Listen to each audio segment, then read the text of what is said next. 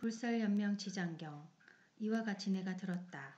한때에 부처님께서 큰 비구승 12,000인가 보살 36,000인가 더불어 고라타산에 계시니 모든 하늘과 용과 야차와 사람 같으나 사람 아닌 중생과 금륜, 운륜의 모든 전륜왕들이 시방 세계로부터 모여들었다. 저 때에 부처님께서 대승의 무의행에 대한 말씀을 마치시니 이 법회에 참석했던 무구생이라는 한 재석이 부처님께 여쭈었다. 세존이시여, 부처님께서 열반하신 후에 말법시대의 중생을 어떻게 구제하고 제도하오리까? 제가 감히 말세의 중생을 위하여 알고자 하나이다. 부처님께서 무구생 재석에게 이르셨다. 매일 이른 아침마다 일체의 정에 들어 육도를 살피어서 고통을 덜어주고 즐거움을 증장시키는 한 보살이 있으니 이름이 연명지장 보살이니라. 만약에 사막도에 있는 자가 이 보살의 모양을 보거나 이름을 듣는다면 내 생에는 사람으로 태어나거나 하늘에 날 것이며 혹은 극락정토에 왕생할 것이니라. 삼선도에 있는 자가 이 보살의 명호를 듣는다면 이 과보가 곧 나타나서 내 생에는 불국토에 날 것이며 이 보살을 항상 마음으로 생각하는 자는 마음의 눈이 열려 반드시 불도를 성취하리라. 또한 이 보살은 10가지 복을 갖추어 얻게 할 것인데 첫째는 여인이 편안히 출산함이요. 둘째는 몸과 마음이 만족함을 얻음이요. 셋째는 중병이 없어짐이요. 넷째는 오래 장수함이요. 다섯째는 지혜가 총명함이요. 여섯째는 재물과 보배가 차고 넘침이요. 일곱째는 사람들이 사랑하고 공경함이요. 여덟째는 곡식이 풍성하게 익음이요. 아홉째는 선신들이 보호함이요. 열째는 안욕따라 삼막 삼보리를 증장함이니라. 또한 이 보살은 8가지 큰 두려움을 없애줄 것인데 첫째는 비와 바람이 때에 따라 오는 것이요. 둘째는 죽어서 타국에 태어나지 않음이요. 셋째는 주변 사람에게 배반을 당하지 않음이요. 넷째는 해와 달에 가리움이 없는 것이요. 다섯째는 우주법계가 변하지 않음이요. 여섯째는 귀신의 침입이 없음이요. 일곱째는 배고픔과 목마름이 일어나지 않음이요. 여덟째는 국민에게 질병이 일어나지 않음이니라. 부처님께서 재석에게 거듭 말씀하시었다.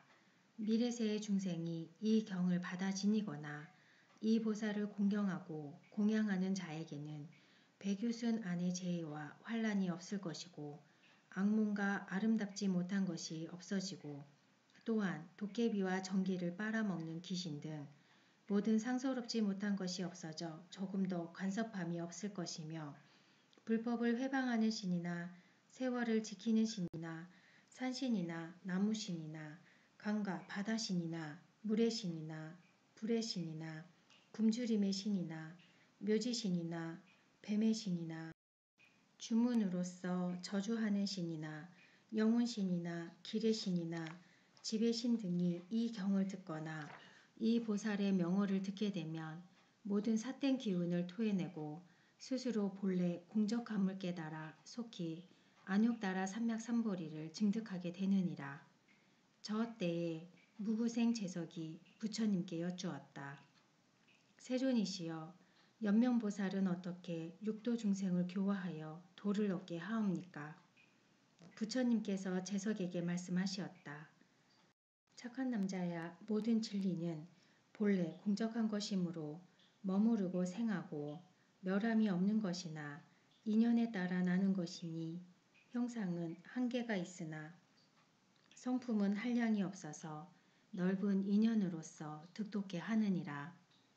연명보살은 혹은 부처님의 몸으로 나타나기도 하며 혹은 보살의 몸으로 나타나기도 하며 혹은 벽지불의 몸으로 나타나기도 하며 혹은 성문의 몸으로 나타나기도 하며 혹은 범천왕의 몸으로 나타나기도 하며 혹은 제석천의 몸으로 나타나기도 하며 혹은 연마왕의 몸으로 나타나기도 하며 혹은 비사문의 몸으로 나타나기도 하며 혹은 해와 달로 나타나기도 하며 혹은 5별로 나타나기도 하며 혹은 7별로 나타나기도 하며 혹은 9별로 나타나기도 하며 혹은 전륜선왕의 몸으로 나타나기도 하며 혹은 작은 나라의 왕으로 나타나기도 하며 혹은 장자의 몸으로 나타나기도 하며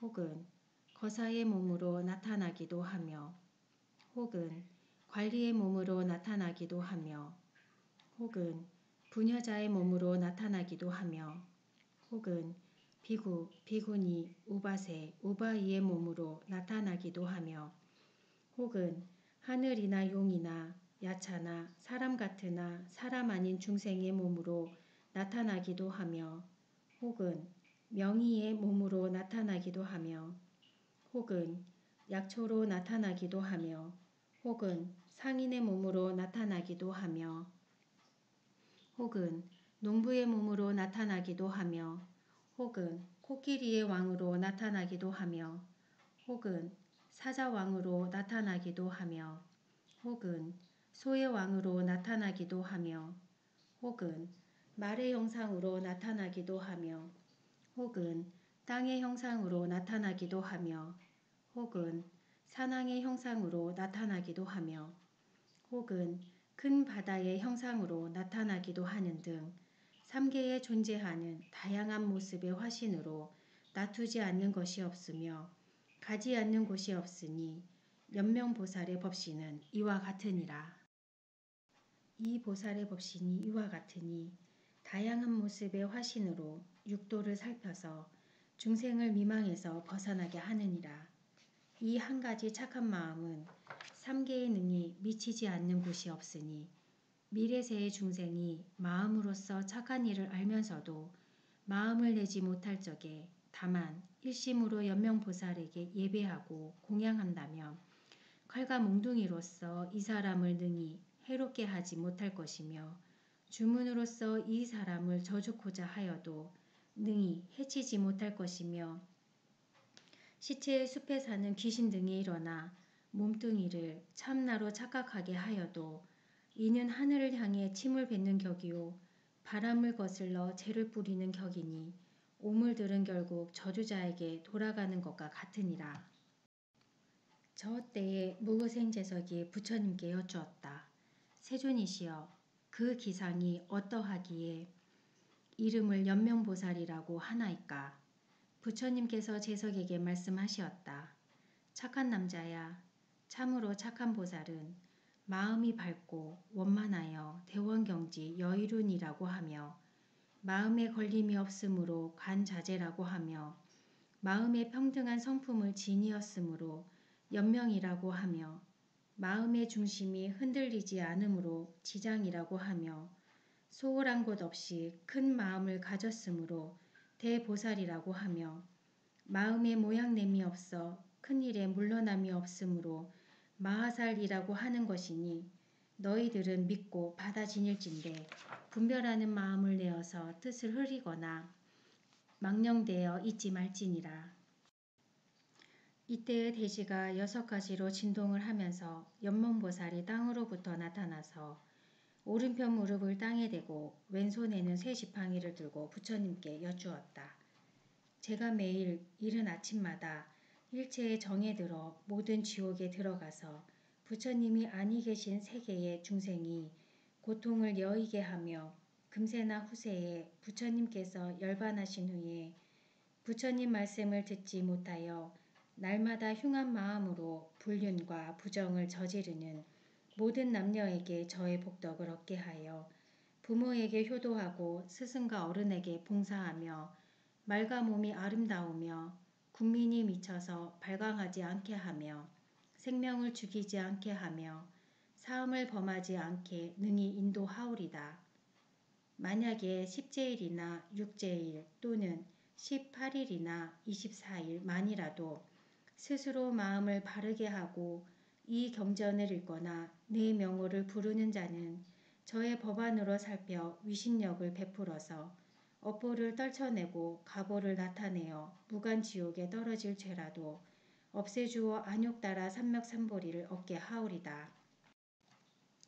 제가 과거세로부터 한량이 없는 세월을 내려오면서 육도를 살펴 제도하는데 모든 중생이 법성이 한 가지이므로 시작도 없고 끝도 없으며 차별이 없고 다른 모양이 아니며 나고 머무르고 떠나고 멸함이 없어 얻어지는 것도 잃어버리는 것도 아닌데 착하지 못한 생각에 일어나서 악업을 짓고 육치를 윤회하는 것이기에 세세생생 부모나 형제로 인연 맺었던 모든 중생이 성불한 후에 제가 성불할 것이며 만약에 한 사람이라도 성불하지 못한 자가 있으면 저는 성불하지 않을 것이며 만약에 금세나 내세에도 이 원이 이루어지지 않는다면 정각을 취하지 않겠나이다.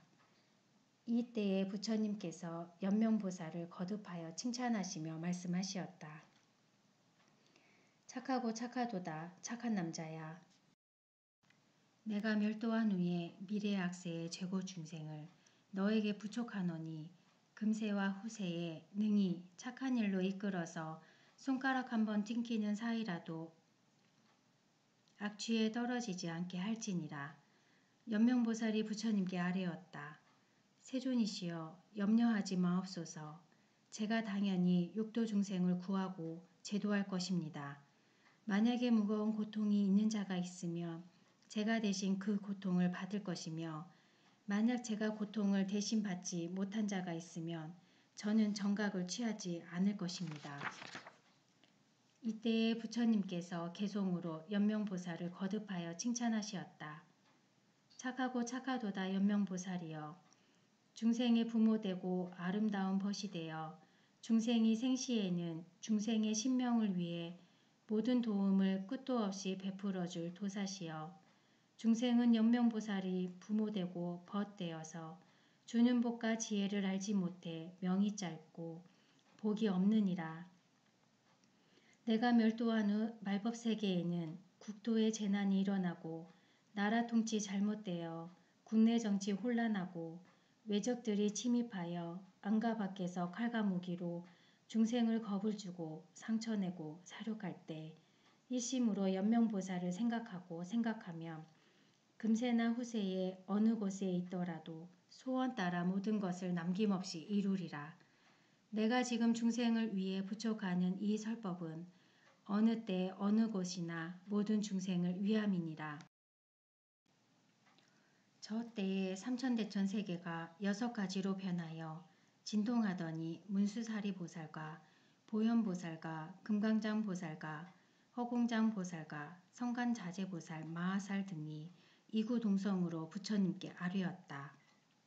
세존이시여 미래세의 중생이 이 경을 듣거나 연명보살의 명호를 듣는 자가 있다면 저희는 마땅히 중생이 원하는 바 뜻에 따라 마음의 눈을 밝혀 그 중생 앞에 나타나서 원하는 모든 것을 원만히 성취하도록 돕겠나이다. 만약 원하는 소원들을 이루지 못한 중생이 있으면 저희는 정각에 들지 않겠나이다. 저 때에 범천왕과 재석천왕과 사대천왕이 하늘에서 꽃비를 내리어 부처님께 공양하고 아뢰었다. 세존이시여 미래세의 중생이 스스로 마음을 바르게 하고 미친 마음으로 시비를 걸지 않으며 상가벌에 연연하지 않고 이 경을 받아 지니거나 연명보살을 생각하는 자가 있다면 저와 저희 권속들이 그 사람을 밤낮으로 떠나지 않고 보호하고 호위할 것이며 그 나라의 국민들은 편안히 살 것이며 곡식을 풍성하게 익히는 등 원하는 모든 것을 만족히 얻게 하오리다. 만약에 저들 중에 구하는 모든 것에 만족하지 못하는 자가 있다면 그 세상에서 저희 이름을 보존코자 하지 않을 것이며 본각으로 돌아가지 않겠나이다. 이때에 두 동자가 연명보살을 좌우에서 모시고 서 있었는데 좌측에는 백색 몸을 가진 장선동자가 백년꽃을 가지고서 법성을 다스리며 우측에는 적색 몸을 가진 장학동자가 금강절을 가지고서 무명을 항복시키니 부처님께서 대중에게 이르시었다. 너희들은 잘 알아라. 이 두 동자는 법성을 다스리고 무명을 항복받는 연명보살의 양팔과 양발이니 마음 가운데 변함이 없어 불국정토의 본체이니라. 만약에 그 마음을 아는 중생이 있다면 욕심내고 성내고 어리석은 마음을 즉시 없애고 마음을 잘 다스리는 힘을 얻어서 불국정토에 태어남을 반드시 이루리라.